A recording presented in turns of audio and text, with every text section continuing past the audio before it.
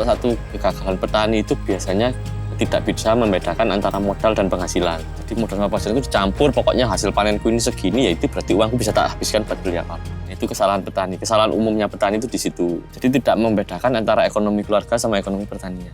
Nah biasanya kan kalau petani itu kalau panen, aku harus beli mobil ya panen. Dapat uang 100 juta tak belikan mobil. Nah, padahal kan di 100 juta itu ada modal harusnya. Nah akhirnya biasanya tahun depannya hutang. Hutang tidak bisa nutup, akhirnya jual lah lahannya. Biasanya kesalahan petani itu di situ. Kalau prinsip dari saya itu, saya tidak bisa nanam satu jenis komoditas. Jadi minimal 2 atau 3. Kenapa seperti itu? Biar kalau salah satunya ini ada yang istilahnya gagal panen atau pas harganya murah, kita masih dapat cadangan di tanaman yang lain. Bisa nutup. Selain bisa nutup, juga bisa mendorong. Maksudnya mendorong tuh gini, misalkan kita kehabisan modal nih di jeruk, kita kan panen cabai. Cabainya kita puter lagi di jeruk. Kalau kita cuma nunggu jeruk, kita kan butuh waktu 1 tahun. Perputaran uangnya ini lambat. Suamiku ini dulu bukan konten kreator, nggak bisa wes pokoknya. Bener-bener nggak ngerti sama introvert konten. parah. Jadi ya aku yang ngontenin semuanya. Daily activity. Perbedaan kayak istrinya itu guru, tapi suaminya petani. 2 hal ini kayak gak mungkin. Kok ada yang mau sama petani gitu. Jadi yang menariknya Yang di situ. bikin viewersnya jutaan terus wes kalau itu sampai sekarang. Kalau kalian mandangnya petani itu buruh tani, ya pasti mandangnya rendah terus. Lu mau nikah aja oleh R&D nduk ngono. Karang pelosong ngono. Kerja apa? Tani. Oh iya wes, kayak ngerendahin gitu, merendahkan. Soalnya kan dapet suami petani gitu ya. Aku nggih dungane mawon. Tapi sekarang sudah tahu. Ya wes, anu ya ndak selamat ya ndak wis kayak mau baik-baikin gitu mas. Iya real. Pikir lek cerita. Oh enggak real itu. Real. Baik, perkenalkan nama saya Reza. Saya petani milenial dari Malang, Jawa Timur. Khususnya petani jeruk dan cabai. Kenapa saya bilang petani milenial? Karena saya masih berusia 26 tahun atau 27. Di samping saya ini adalah istri saya, pekerjaan utamanya sebagai konten kreator. Perkenalkan nama saya Alfi, biasanya dipanggil Bu Alfi. Soalnya dulu saya ini kerjanya jadi guru matematika. Kontennya sudah dulu sebenarnya. Jadi guru itu udah konten. Terus pas nikah sama suami, akhirnya pindah haluan kontennya jadi istri petani. Jadi ya kontennya tentang ke kebun, kirim makanan, gitu-gitu keseharian setiap hari. Terus kehidupannya kan di desa. Jadinya alhamdulillah banyak penonton yang suka karena jarang. Ada mau bu guru itu mau nikah sama petani itu jarang. Iya, di komennya gitu. Dulu dari awal saya SMP kelas 3 atau kelas 2, itu malah bidangnya bukan pertanian. Jadi dulu itu saya sering bantu-bantu di peternakan sapi perah. Ya sapi perah yang nyari rumput, merah sapi, merah susunya sapi itu, ngersih kotorannya. Awal mula dari situ kok ternyata di bidang yang maksudnya dalam tanda kutip kotor ya, ternyata kok uangnya lumayan. Setelah itu saya SMA ngambil jurusan pertanian juga, agroteknologi. Jadi terus lanjut kuliah S1 juga pertanian. Dapat pengalaman yang dari dosen, dari teman-teman. Ternyata pertanian itu tidak seburuk yang kita bayangkan sebelumnya. Ternyata pertanian itu kita juga bisa maju kok. Dari situ saya mulai menekuni dunia pertanian, utamanya di tanaman jeruk dan cabai. Di awal-awal kuliah pertanian itu, kalau orang desa ini kan ngapain kuliah pertanian? Wong pertanian yo gari mek macul, gari ngarit. Nah, sering dapat omongan seperti itu. Tapi ya tetangga-tetangga, saudara, lek kuliah itu minimal yo kedokteran, akuntansi atau perbankan, nah gitu. Terus saya lulus kuliah itu bagaimana saya bisa membuktikan bahwa omongan mereka itu adalah omongan yang salah gitu. Padahal di dunia pertanian ini adalah dunia yang benar-benar enak lah gitu. Kalau prinsip dari saya itu, saya tidak bisa nanam satu jenis komoditas. Jadi minimal 2 atau 3. Kenapa seperti itu? Biar kalau salah satunya ini ada yang istilahnya gagal panen atau pas harganya murah, kita masih dapat cadangan di tanaman yang lain. Bisa nutup. Selain bisa nutup, juga bisa mendorong. Maksudnya mendorong tuh gini, misalkan kita kehabisan modal nih di jeruk, kita kan panen cabai. Cabainya kita puter lagi di jeruk. Gitu. Kalau kita cuma nunggu jeruk, kita kan butuh waktu 1 tahun. Perputaran uangnya ini lambat.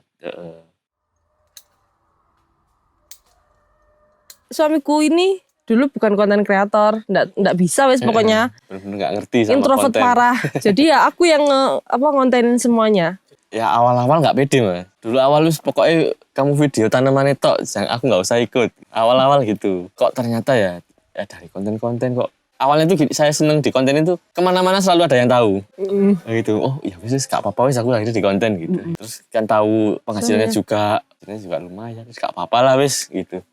Aku sekali-sekali ikut gak apa-apa gitu. Daily activity. Perbedaan kayak istrinya itu guru tapi suaminya petani. Dua hal ini kayak gak mungkin kan, kebanyakan kalau dulu jadi yang menariknya yang di situ. bikin viewersnya jutaan terus wis kalau itu sampai sekarang. Tapi akhirnya juga ada konten-konten edukasi di bidang pertanian, Mas. Di atas dulu sayang, sing kita bikin sing aku bawa obat. Oh ya pernah Mas. Pernah. Affiliate. Tentang cabai. Soalnya kalau cabai itu istilahnya itu kan komoditi yang mahal. Jadi orang itu kalau kita edukasinya tentang cabai pasti tertarik. Kenapa? Kalau jeruk kan umum lah, jeruk itu kan umum banyak. Kalau paling menyenangkan sekaligus paling mendebarkan itu cabai. Kita itu kalau menanam jeruk ini kan enak kan, tinggal semprot, pupuk, panen gitu. Kalau cabai ini kita setiap hari itu harus berdoa, panen atau tidak ya ini nanti ya. Karena resikonya itu sangat-sangat besar. Modalnya besar tuh. Hasilnya juga kalau berhasil lumayan. Kalau waktu jeruknya kecil itu kita tumbang sari. Tapi kalau sudah kayak gini ini kan udah besar nih. Jadi nggak bisa tumbang sari. Jadi ekosistemnya itu aku nanam dari tanaman yang umur pendek dulu. Umur pendek. Jadi cabai itu saya tumbang sari sama tomat sama bunga kol. Di bulan pertama kita panen bunga kol. Kan 45 hari sampai 50 hari kan panen. Kita buat modal lagi ke tomatnya. Tomatnya nanti panen 2 bulan kan udah panen. 2,5 lah ya. 2,5 panen. Kita buat lagi modal di cabainya. Cabainya panen, kita modal di jeruknya. Jadi muter terus gitu. Itu dari ketiga komoditas tadi itu ya, keempat komoditas itu kalau menurut saya di atas 1 hektar baru bisa muda. Baru bisa kerasa itu di atas 1 hektar. Sampai enak mas, tanah udah ada gitu kan ya. Biasanya kan gitu. Dan sekarang sewa juga ada kan. Sewa nggak mahal kok, 1 hektar cuma 10 juta sampai 15 juta. 1 hektar ya. Bisa bagi hasil juga bisa. Kalau sistemnya tergantung kesepakatan kita sama si pemilik tanahnya.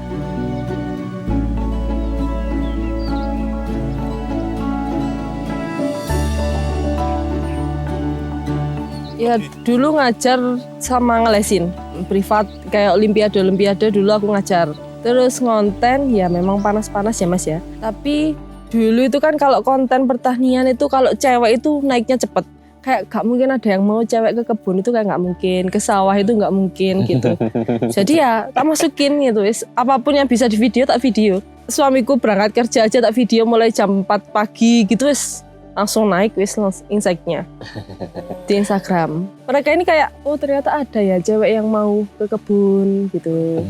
Ada yang ternyata mau jadi istrinya petani itu mau gitu. Soalnya kalau di sosmed itu mandangnya oh petani, buruh tani gitu. Mereka nggak tahu aja kalau yang petani aslinya. Guru dulu followersku 30 ribuan. Terus semenjak jadi istri petani sekarang 90 ribuan. Hampir 100 ribu. Di IG, Instagram. TikTok 60 ribuan. Cukup besar. Ya. Mbak gajinya lu akan di? Waduh ya jauh ta mas.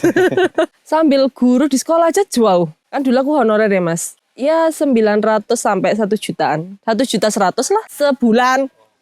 Segitu. Terus semenjak jadi konten kreator. Ya dari endorsement, terus visit endorse suamiku yang nganterin, terus affiliate Shopee, TikTok, gitu, dapet itu, uangnya dari situ, terus dari suamiku, sangat banyak. Oh iya, kalau misal rame ada sampai 5 juta sebulan, tuh, terus kalau misal jarang waktu dulu hamil kan jarang aku terima ya mas, soalnya posisi hamil ya paling 3 juta, 4 juta itu. Konsisten edit video di omah oleh duit. Hidupnya ayem tentrem. Terus kayak sebelumnya kan ayah aku kayak kerjanya wirausaha. Terus lihat suamiku petani. Pas posisi musim panen. Itu kayak seneng ya ternyata ya gitu. Pas panen jeruk buahnya berapa mobil gitu. Terus panen cabai saksakan buahnya seneng liatnya. Meskipun aku gak ikut nanem. Kan ikut merasakan hasilnya.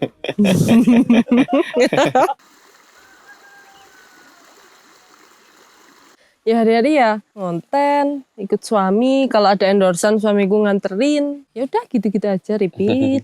Kemarin sempat kan suamiku juga nanam alpukat. Nah alpukat ini kan peminatnya banyak. Terus aku memanfaatkan mungkin followersku banyak ya Mas ya. Tak jual online. Dan alhamdulillah sehari itu bisa sampai berapa saya?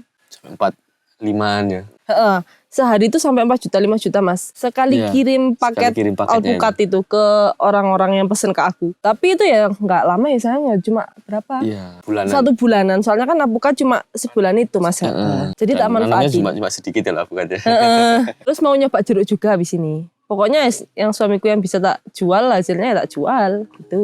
Tapi via online. Tetap di rumah, tapi tetap ngasihin uang. Ya cuma pasang di story aja. Terus bikin-bikin konten di TikTok gitu. Kayak aku lagi makan alpukat. Kalau kalian mau alpukat ini, Bisa bisa DM. Nggak perlu live, itu udah banyak yang komen. Sudah, soalnya alpukat kan banyak peminatnya. Ini kalau istriku ini lebih ke manajemennya sih, Mas. Bantu manajemen. Ya. Ya, keuangannya Ya itu. keuangannya Mas. Sama Jadi, kayak misal kayak belanja pestisida itu kan misal nanti belum ada, panen. ada apanya ya, datanya gitu ya. Yang mendata, oh modalnya ini sekian, beli ini sekian, beli ini sekian, dulu direkap jadi satu, yang rekap istriku. Jadi pokoknya aku tinggal beli, tinggal beli aplikasi, pokoknya aku yang bagian lahan, Ya. bagian manajemen. Biar ketahuan kan Mas, modalnya tuh sekian. Sekian terus panennya sekian. Jadi nanti untung kita tuh tahu. Nah kalau petani pada umumnya kan, ya bukan umumnya ya, orang tua aku sendiri itu kan nggak pernah ngitung kayak gitu. Pokoknya tak obati, tak kasih pupuk, panen ya wis, panen itu uangku. Jadi lama-lama kan habis Mas kalau itu modalnya. Kayaknya nanti kalau adik udah lulus full ASI, itu aku mau jadi guru lagi. Kan ini dia 10 bulan. Biasanya full ASI lulusnya itu kan 2 tahun. Nah nanti kalau setelah 2 tahun, kalau misal memungkinkan, sama suamiku pasti dibolehin ya Mas. Ya jadi guru lagi. Tapi ya gitu, jadi guru ya cuma ilmunya biar nggak hilang aja. Cari berkahnya aja wis. Iya, daerah sini aja. Izinin boleh Mas.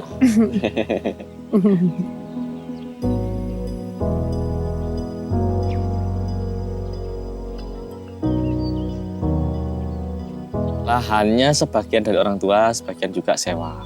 Kalau jeruknya kurang lebih 5-5,5 hektar. Kalau cabenya sekitar 2. Kalau yang lahannya sendiri, tumpang sari sama jeruk.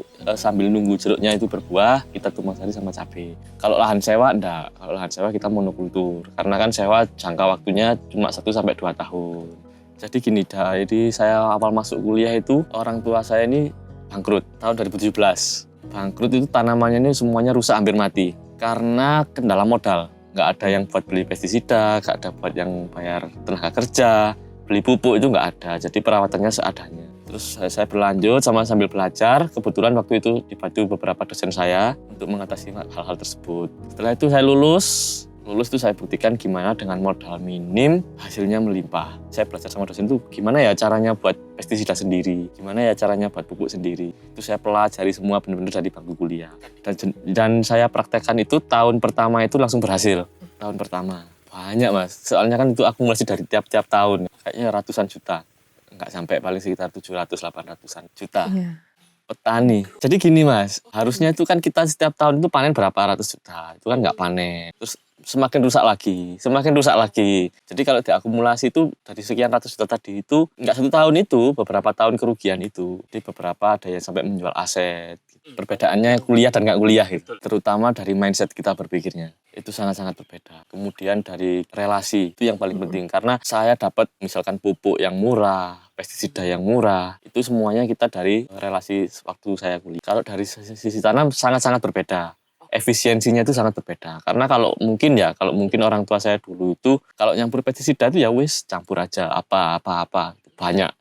Nah, tapi kan tidak tahu tujuannya si pestisida A, B, C ini kan untuk apa. Nah, sedangkan kalau sudah kuliah itu kita tahu ada namanya 5 tepat sasaran, tepat jenis dan lain-lain. Kalau dulu orang tua saya itu modal beberapa lahan ini itu setahunnya itu sekitar pestisida aja ya ini, bukan tenaga kerja, itu sekitar 200 juta setahun. Nah kalau sudah efisiensi tadi, maksudnya dapatnya harga murah, selain juga kita bisa buat sendiri, itu kita modal nggak sampai 100 juta. Berarti sampai 50% kita motongnya. Bahan bakunya yang saya kurang itu cuma di fungisidanya aja. Penggunaan mankosep itu kita tekan. Kita tekan dengan penggunaan gamping dan belerang itu kita buat sendiri. Jadi kita nggak beli. Nah kalau kita musim hujan, benar-benar yang hujannya itu ekstrim, itu baru kita pakai produk yang beli. Produk-produk. Okay.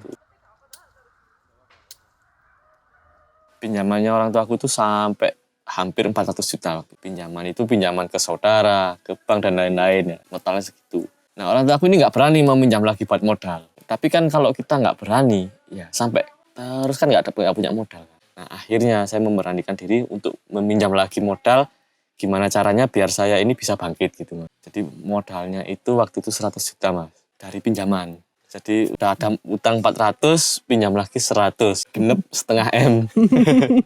Tapi saya itu utang segitu kan modalnya kalau di pertanian sangat minim kan segitu. Jadi gimana caranya saya nggak pakai tenaga kerja mas. Semua ini saya jalani sama orang tua saya sama saya, bertiga mas dulu. Bener-bener tahun pertama itu cuma bertiga. Sama ada satu karyawan satu namanya Pak Nur itu. Cuma itu tok ya mas. Setelah itu pokoknya uang itu tak belanjakan untuk kebutuhan pupuk sama pestisida aja. Wis masalah tenaga wis kita kerjakan sendiri. Terus tapi kan 100 juta ini paling bertahan cuma 3-4 bulan, sedangkan jeruk kan 1 tahun. Gimana caranya? Oh aku kepikiran nanam yang tanaman sekiranya umur 3-4 bulan panen. Akhirnya kepikiran nanam cabai. Cabai itu dari modal 100 juta itu tak pakai dulu sebagian buat modal cabai. Nggak luas waktu itu cuma sekitar 2000 meter. Terus kok enak ya nanam cabai ya? Ternyata tanaman cabai itu menghasilkan cukup untuk membiayai semuanya itu tadi. Cukup. Jadi tanaman 2000 meter itu cukup untuk membiayai jeruk 5 hektar tadi itu. Terus tahun kedua itu saya bongkar lahan kopi. Karena kan waktu itu kopi murah terus produktivitasnya kan kalau kopi nggak sebanyak jeruk. Akhirnya tak bongkar, tak ganti jeruk semua. Itu sekitar 1,5 hektar. Nah kan selama nunggu jeruknya itu berbuah, tak tumbang sari. Nah waktu itu ada tumbang sari, sebagian ada terong, sebagian ada cabai, sebagian ada tomat. Tiga-tiganya ini menang mas. Harganya bagus, tanamannya bagus. Tomat itu cuma 5.000 tanaman, tapi menghasilkan sekitar 200 jutaan. Terus cabainya itu 5.000, itu menghasilkan 150 juta.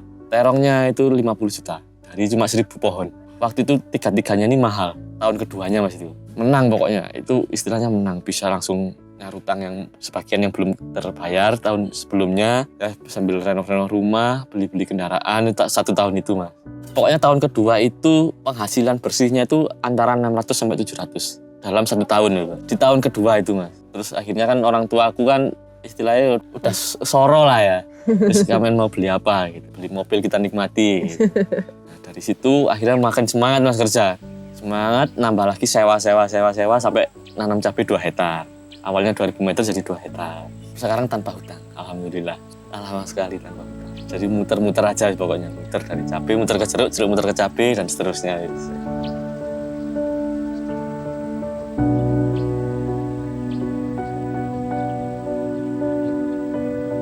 Pencegahannya ya, kan kita dapat pelajaran yang sebelum-sebelumnya dari orang tua. Kenapa sih bisa gagal? Salah satu kegagalan petani itu biasanya tidak bisa membedakan antara modal dan penghasilan. Jadi modal sama penghasilan itu dicampur, pokoknya hasil panenku ini segini, ya itu berarti uangku bisa tak habiskan buat beli apa-apa. Itu kesalahan petani. Kesalahan umumnya petani itu di situ. Jadi tidak membedakan antara ekonomi keluarga sama ekonomi pertanian. Itu yang penting. Jadi antara ekonomi pertanian sama keluarga itu harus dibedakan, Mas. Nah, biasanya kan kalau petani itu kalau panen, aku harus beli mobil ya panen. Dapat uang 100 juta tak belikan mobil. Nah, padahal kan di 100 juta itu ada modal harusnya. Nah, akhirnya biasanya tahun depannya hutang tidak bisa nutup, akhirnya kejual lah lahannya. Biasanya kesalahan petani itu di situ. Kalau aku sama istri ini memang harus benar-benar ekonomi kita harus kita tata. Maksudnya antara ekonomi keluarga sama ekonomi pertanian itu harus kita bedakan. Jadi kalau di ekonomi pertaniannya itu kita cuma ngambil 50% dari keuntungan. Sisanya kita besarkan modalnya lagi. Kalau misalkan modalnya kita besarkan lagi, otomatis hasil panennya akan semakin melimpah, Mas. Itu sih Mas, mitigasi saya di situ. Jadi masalah manajemen keuangan yang utama. Kalau sisi teknis tanaman, kita harus menanam itu jangan cuma satu komoditi aja. Kalau satu komoditi aja, ya contoh misalkan saya nanam jeruk Mas. Tahun 2022 jeruk itu lagi naik-naiknya. Dari tahun 2022 kan sekarang ini hampir semua petani di Malang ini nanam jeruk. Akhirnya kan harga sekarang anjlok. Mungkin ya kalau saya nggak nanam cabai atau tanaman yang lainnya, mungkin cuma impas aja, BEP aja. Cuma di BEP-nya aja yang balik. Cuma kan kalau jeruk ini kita mau gak mau kan harus bertahan Mas. Kalau kita bongkar kan kita ngawali lagi dari awal. Karena kan kalau harga sudah turun gini, pasti nanti petani-petani yang lain itu pasti tanamannya banyak yang rusak. Itu tadi, antara modal sama penghasilan kan gak imbang. Kalau saya ada 3 jenis, jeruk baby Java, keprok, sama siem.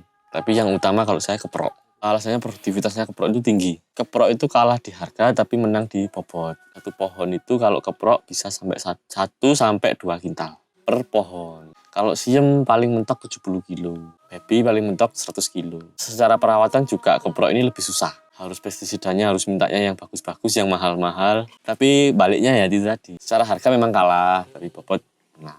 Per putaran itu berarti ya antara modal semuanya pokoknya. 600-700an lah ya, 600-700an. Ya. Setahun ya perputaran Perputarannya segitu. Profitnya mungkin 400-500. Lebih mas, modalnya pertanian itu nggak terlalu banyak sebenarnya. Lek tahu ilmunya, lek nggak tahu ilmunya ya Pak kok itu tadi. BEP, nyampe di BEP udah. Orang tua dulu kan sama padi sama jeruk. Jadi kalau padi itu kan penghasilannya ya segitu aja kan padi. Dikonsumsi sendiri saya. Dikonsumsi sendiri aja. Jadi nggak ada perputarannya kalau dulu. Jadi nggak muter, usaha itu nggak bisa muter. Sebenarnya gini mas, kita itu sebenarnya kalau bikin sendiri itu kita nggak boleh menyebutkan bahan-bahannya itu, nggak boleh dikomersialisasikan mas. Soalnya gini, setiap orang kan kadang ada yang takarannya itu istilahnya kan ngawur. Harus profesional mas yang boleh. Misalkan saya spill di sini dan banyak yang niru dan dosisnya ditinggikan, nanti nggak bagus bagi yang mengkonsumsi hasil buahnya itu tadi. Itu mas. Bahaya mas, sangat-sangat bahaya. Bahaya mas. Tergantung setiap bahan aktif itu beda-beda. Misalkan yang insektisida itu kan racun bagi hama. Misalnya kayak serangga, lalat-lalat buah kayak gitu. Itu kadar-kadarnya yang paling aman itu setelah semprot 10 hari baru dipanen. Bukan persentasenya mas. Karena residu itu hilangnya 10 hari. Kalau insektisida, kalau fungisida itu seminggu. Jadi kalau kita nyemprot hari ini boleh panen harus 10 hari nanti. Biar residunya itu hilang dulu mas. Cepat hilangnya dengan pakai air nggak bisa? Nggak bisa mas, karena insektisida ataupun fungisida itu ada yang kontak dan yang sistemik. Sistemik itu masuk ke dalam jaringan tanaman. Nah, kalau ke dalam jaringan tanaman kan kita nggak bisa nyuci kan, soalnya kan dari dalam tanaman. Itu mas, harus detail mas. Pertanian itu banyak. Sebenarnya kalau kita pelajari itu tadi kuliah 4-5 tahun sebenarnya kurang mas ya. Misalkan harus keluar ke petani-petani, belajar ke petani juga. Jadi nggak bisa hanya mengandalkan ilmu teori dan praktek, itu harus kita jadikan satu.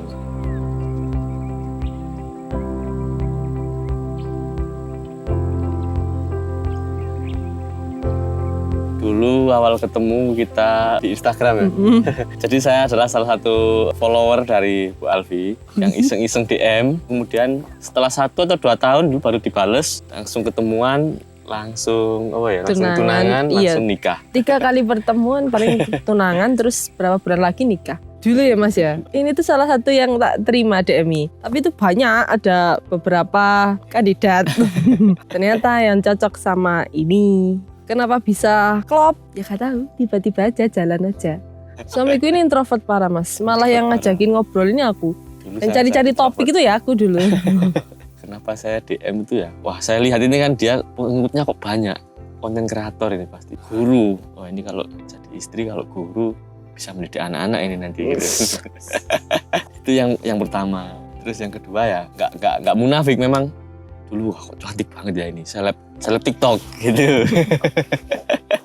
Nah, dari itu tertarik langsung DM. Sebelumnya kan saya hidupnya di Tumpang, sama-sama Malang. Cuma kan kalau di Tumpang ini kayak semuanya itu ada. Mau beli makanan atau apa itu semuanya ada. Sedangkan aku nikah sama suamiku, berat langsung tinggal di sini, di desa. Nah ini kehidupannya 180 derajat gak sama. Mungkin dari kayak makanan gitu ya. Dulu kalau mau beli bakso tiap hari ya tinggal milih kalau di Tumpang. Kalau di sini nggak ada, nunggu seminggu sekali. Gak ada orang jual makanan, jarang di sini. Kalau mau beli makan ya turun. Ya uangnya tetap mas. Pas balas DM suamiku ini, suamiku disuruh cobain deh. Gak apa-apa dijalani dhisik. Kok ternyata ya. Waktu itu kan kayak guyonan di DM itu, pokoknya lah langsung nikah gitu kan. Selain karena umur juga ya. Terus pertama ketemu langsung tak ungkapin nih mas. Soalnya aku ini udah usia segini, aku nggak mau lagi main. Ini tapi ini kan masih baru pertama kali ketemu mas gitu. Ya kata jawab mas, masa sekali ketemu langsung nikah. Kata jawab, terus akhirnya kita keluar. Gitu tunangan. Keluh kesah. Paling waktu paling ya. Iya waktu paling mas. Kan suamiku ini kan dari pagi sampai sore ke kebun. Kadang malam kirim. Malam aku kirim, kadang ke Solo gitu, ke mana sayang? Ponorogo. Ya bisa akhirnya aku tidurnya ya sama ibu mertua sama anakku. Kalau pas suamiku kirim. Sekarang udah harus dibuka mindsetnya. Nggak semua petani itu buruh tani, tapi ada juragan tani. Kalau kalian mandangnya petani itu buruh tani, ya pasti mandangnya rendah terus. Kayak dulu aja aku mau nikah ya Mas ya. Ini cerita kalian Mas. Dulu mau nikah aja oleh arek endi nduk ngono. Karang ploso ngono. Kerja apa? Tani. Oh iya wis, muga-muga ae anu lancar ngono. Kayak ngerendahin gitu, merendahkan. Soalnya kan dapat suami petani gitu ya. Aku nggih dungane mawon. Ngono. Tapi sekarang sudah tahu, ya wis anu ya ndak selamat ya ndak wis kayak mau baik-baikin gitu Mas. Iya real. Pikir lek cerita Oh, enggak real itu. Real. Jadi ya pokoknya Jangan menganggap iya, remeh suatu jangan profesi lah. menganggap remeh suatu profesi gitu aja. Semua profesi itu sama. Mm-mm. Terus kemudian rezeki itu kan yang ngatur bukan dari profesinya, tapi dari Tuhan. Gitu kan. Jadi walaupun profesinya itu istilahnya kotor, panas-panasan, tapi disitulah letak rezekinya yang melimpah. Berkahnya juga di situ. Jadi petani itu selain kita bekerja juga mencari keberkahannya tadi. Kudulane Gusti Allah juga kudu kenceng. Mas. Ya, kudu Oh, kenceng, iya. harus kuat. Apalagi kalau istilahnya jeruk ini buahnya itu lebat semua. Ya Allah, semoga ini nggak ada lalat buah ya Allah gitu toh. Kadang itu lalat buah walaupun kita kendalikan pakai pestisida apa ya. Sekalinya datang ya datang Mas. Semalam habis Mas. Itu resikonya jeruk itu sama cabai itu sama di lalat buah itu yang paling utama. Kayak Iya. gini, terutama untuk S1 pertanian atau SMK pertanian, pokoknya yang mencari ilmunya di bidang pertanian. Kalian itu harusnya malu kalau nggak jadi petani. Karena gini, petani yang pertama, petani itu kita menghidupi. Kedua dihidupi. Terus yang ketiga, kita menghasilkan sesuatu hal yang besar itu dari dunia pertanian. Majunya suatu negara, majunya suatu lingkungan itu adalah dari pertanian. Kalau pertaniannya udah hancur, ya mohon maaf kita semua pasti akan hancur. Ayo kita bertani. Bertani itu bukan hal yang negatif lagi, bukan hal yang kotor lagi. Pertanian itu bisa kita atur sedemikian rupa biar kita tidak kotor. Hasilnya itu, dari hasil yang kotor itu, hasilnya insya Allah tidak akan kotor. Ayo kita bertani. Saya Reza, petani milenial, dan ini istri saya, Bu Alfi, konten kreator di TikTok dan Instagram. Sekian. Assalamualaikum warahmatullahi wabarakatuh. Diulang lagi atau enggak yang ini? Aman ya? Aman.